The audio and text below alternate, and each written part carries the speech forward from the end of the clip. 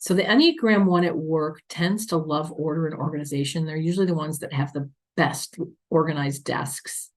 They tend to have neat workspaces, streamlined processes and systems. They're great for coming up with processes and systems to make sure that everything is organized. They can be overly attuned to what they consider to be proper, appropriate, or professional.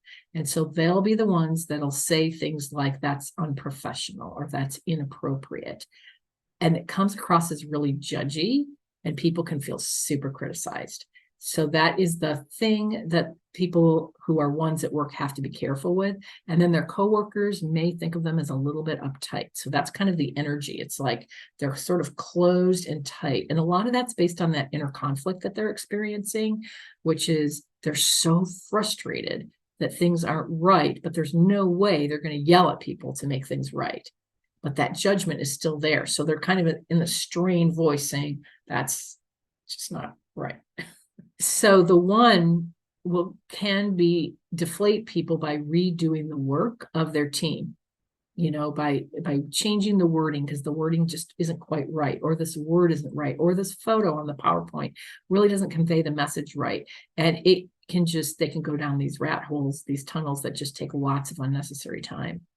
But also it can be deflating to their teams because their team did the work and all their feedback they're getting is about what's wrong.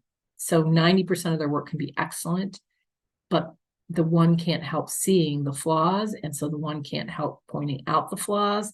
And it's really, really hard for the one to acknowledge and appreciate the good stuff. So because they come across as critical or disapproving, team members might give up or disengage. And so you may get more robotic team members, and then that causes turnover, etc.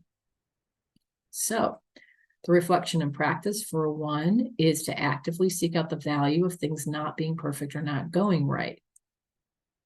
Nature is perfect. You can't deny that. But if you walk in nature, you're not going to see one perfectly symmetrical tree or plant. You're going to see flaws everywhere. And so that can be a really good spiritual exercise for a one to really see how perfection actually doesn't show up as perfectly ordered and organized. Now, that doesn't mean that order and organization is bad. It's definitely good. But what we want to do is just loosen the attachment to it, loosen the need to have that in order to be okay with something, in order to appreciate something. And so that's the goal, to be able to appreciate things when they have this beautiful order, but also to be able to appreciate things when they're more organic.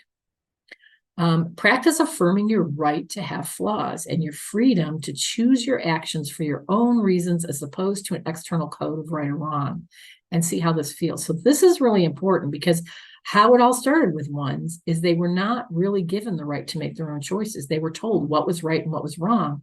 And they were basically told they were bad if they did what was wrong, and they were only good if they did what was right.